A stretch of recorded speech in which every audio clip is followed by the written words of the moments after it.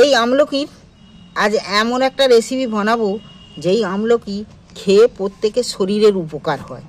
এইটা খাওয়াটা অবশ্যই দরকার। এখন শীতকাল, জ্বর সর্দি ঠান্ডা লাগা প্রত্যেকের হয়ে রয়েছে, কিন্তু এই আমলকির রেসিপি বানালে এই আমলকি তোমরা অবশ্যই খেয়ে শরীরের উপকার হবে জ্বর সর্দি থেকে। এমনকি এইটা খেলে গ্যাস অম্বলও কম হয়। ভালো করে ধুয়ে চকুটে ভালো করে কোচালে ভালো করে ধুয়ে নিচ্ছি। একটু আমি আরও একটা জায়গা নিচ্ছি, তুলে নিচ্ছি ধুয়ে।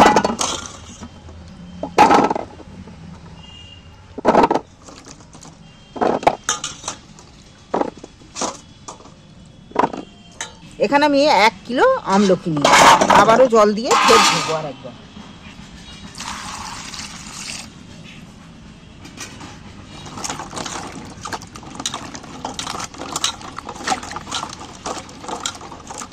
যদিও কিছু থেকে থাকে, দুবার ধরে ধুয়ে নিয়েছি।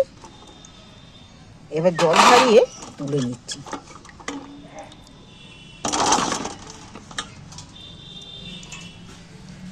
দেখো অনেকটা চকচকে পরিষ্কার দেখতে হয়ে গেছে। এইবার আমি কড়ায় জল দিয়ে দিচ্ছি। কড়ায় জল দিচ্ছি, একটা স্ট্যান্ড বসাচ্ছি। এখানে একটা ঝাড়াও নিচ্ছি, ঝাড়ার মধ্যে আমলকিগুলো দিয়ে নিচ্ছি। দেখো ঝাড়াটা পুরো ভর্তি ভর্তিই হয়ে গেছে।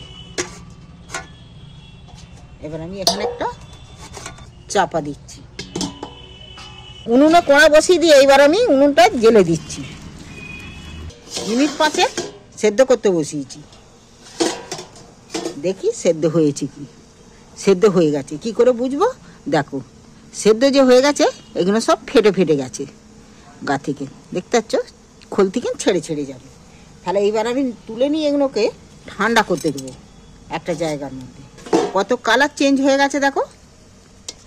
আর এগুলো প্রত্যেকটা জোর মুক্তি। এগুলো কিন্তু এইভাবে করতে গেলে এটা কিন্তু জলের মধ্যে দিলে হবে না, এটাকে ভাপাতে হবে। আমি এটা একটা জায়গার মধ্যে ঢেলে নিচ্ছি, এটা ঠান্ডা হওয়ার জন্য। দেখো প্রত্যেকটা কি সুন্দর ফেটে গেছে, দেখছো? মুখের কাছ থেকে সেদ্ধ হয়ে গেছে বলে।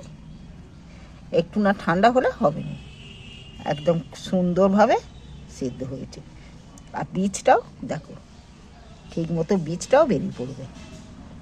এর দানাটা একটু ঠান্ডা হোক, ঠান্ডা না হলে হবে না। আমলকি রেসিপি বানানোর জন্য আমি নিয়েছি এখানে মশলা। কি কি মশলা দিচ্ছি দেখো। প্রথমে নিচ্ছি ধনে 1 চামচ ধনে, 1/2 চামচ জিরে, 1 চামচ আমি নিয়েছি এখানে জোয়ান, সর্ষে 1 চামচ, আর 1 চামচ মরিচ, 2টো শুকনো লঙ্কা। আমি ওই মশলাগুলোকে আমি একটু শুকনো খোলায় নেড়ে ভেজে নেব। কড়া ধুয়ে পরিষ্কার করে উনুনে ফের বসিয়ে দিয়েছি। ধনেগুলো এই সব আমি পরিমাণ মশলাগুলো আমি দিয়ে দিচ্ছি এর মধ্যে, সব মশলা।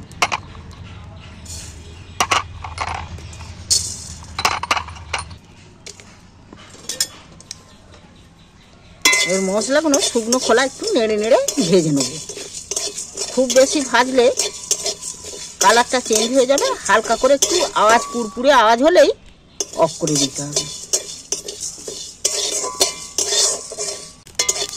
মশলাগুলো দেখো ভাজা হয়ে গেছে, পরপরে আওয়াজ ভাজা চড়বড় করছে। চড়বড় করা মানে ভাজা হয়ে গেছে।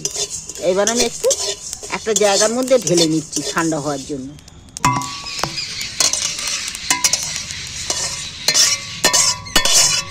ভাবে আমি পুরোভাবে ছাড়িয়ে নিচ্ছি। দেখো ভালো কিন্তু সেদ্ধ হয়ে গেছে, খুব সুন্দর ছাড়ানো যাচ্ছে বীজটা।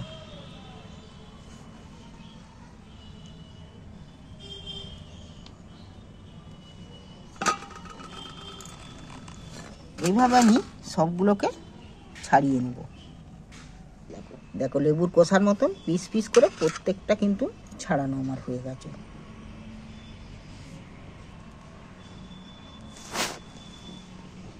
এইবার আমার এইটুকু ছাড়ানো হয়ে গেছে। চলো ফের গ্যাসে ফের উনুনটা আমি জ্বেলে দিই। আমি এই শিলেতে মশলাগুলো একটু পিষে নেব। ভাজা মশলাগুলো শিলে পিষে নিচ্ছি।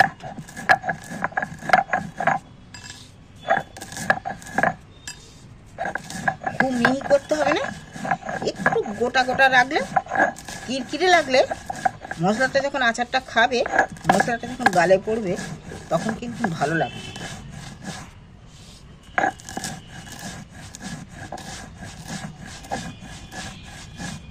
তোমাদের কাছে যদি শিল না থাকে তোমরা মিক্সারেও গুঁড়িয়ে নিতে পারো। দেখো মশলাটা একটু করকরে ভাব আছে, এটা কিন্তু আমি একটু ধরে বাড়লে তাহলে আরও মিহি হয়ে যেত, কিন্তু মিহি হলে খুব একটা ভালো লাগবে না। এটা বেশ একটু দানা দানা মতন থাকবে, যখন আচারটা খাবে, যখন মশলাটা দাঁতের মধ্যে পড়বে তখন দেখবে খুব ভালো লাগবে। আমার মশলা গুঁড়োনো হয়ে গেছে, তুলে নিচ্ছি আমি। উনুন জেলে ফের কড়া পরিষ্কার করে আমি কড়ার মধ্যে ফের তেল ঢেলে দিচ্ছি। এই রেসিপিটা বানাতে গেলে সরষের তেলে করলে খেতে ভালো হবে আর থাকবে অনেক দিন। আর আমি গোটা কতে কালা জিরে দিয়ে দিচ্ছি এর মধ্যে।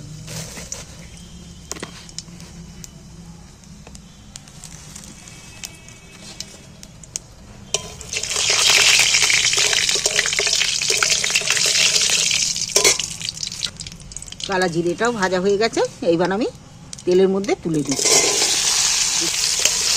এইবার আমি তেলের মধ্যে একটু ভেজে নেব, নাড়াচাড়া করতে করতে। এই আচার করে বয়নের মধ্যে ভরে রেখে দিলে তোমরা এখন এই আচার 6 মাস ধরেও এই আচার খেতে পারবে। এই আচার করে রেখে দিলে তোমরা পাতের শেষে, দুপুরে ভাত খাওয়ার পাতের শেষে যদি একটু করে খেতে পারো, দেখবে গ্যাস অম্বলের থেকেও অনেকটা দূরে থাকবে। প্রথমেই আমি স্বাদ মতো নুন দিয়ে দিচ্ছি, কালারের জন্যে হলদিও দিয়ে দিচ্ছি একটু। এইবার ভালো করে নাড়াচাড়া করে বেশ ভাজা, একটু ভেজে নিলে জিনিসটা ভালো হবে।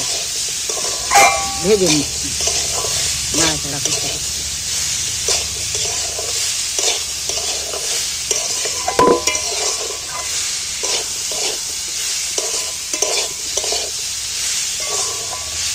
ভাজতে ভাজতে কতটা খাজা খাজা মতন হয়েছিল, নুন দিয়ে ভাজতে ভাজতে কতটা নরম হয়ে গেছে। এইবার আমি এখানে 200-250 গ্রাম আখের গুড় নিয়েছি, সেই গুড়টা দিয়ে দিচ্ছি এর মধ্যে।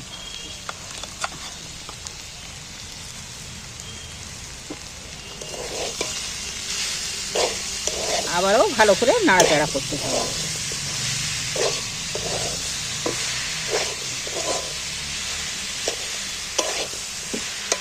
গুড়টা গলে গিয়ে জল জল হয়ে গেছে।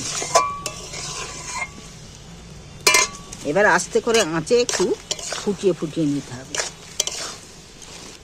আস্তে করে জাল দিয়ে।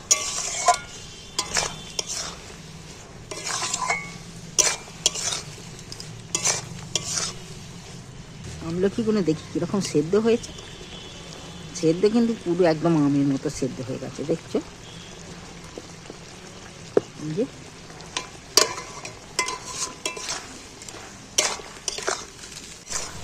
দেখো কতটা শুকনো শুকনো হয়ে গেছে আর কত সুন্দর দেখতে লাগছে। এবার আমি ভাজা মশলাটা 2 চামচের মধ্যে দিয়ে দিচ্ছি ছড়িয়ে। পুরো মশলাটা দিয়ে দিয়েছি। এবার আমি একটু মশলাটা ঘেটে দিচ্ছি এর সাথে। মশলাটা দিতে উপরে দিতে না দারুণ সেন্ট ছেড়েছে। এই আচার শরীরের পক্ষে খুব কিন্তু সব দিক দিয়ে উপকার। পেটের উপকার, মাথার চুলের উপকার, মাথার চুল উঠবে না, গায়ের গ্লেজ বাড়বে। এই আমলকির আচার, আমলকি খেতে পারলে।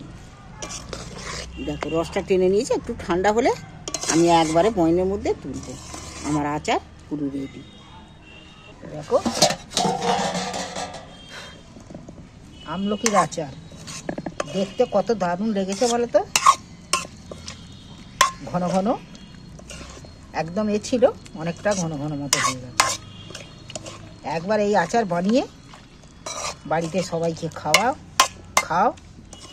এই আচার শীতকালে শরীরের পক্ষে এত উপকার, না খেলে বুঝতে পারবেন। জ্বর সর্দি সবের থেকে দূরে রাখবে। এবার আমি একটা এখানে জায়গা নিয়েছি, আমি এই জায়গার মধ্যে তুলে রাখবো আচারটা।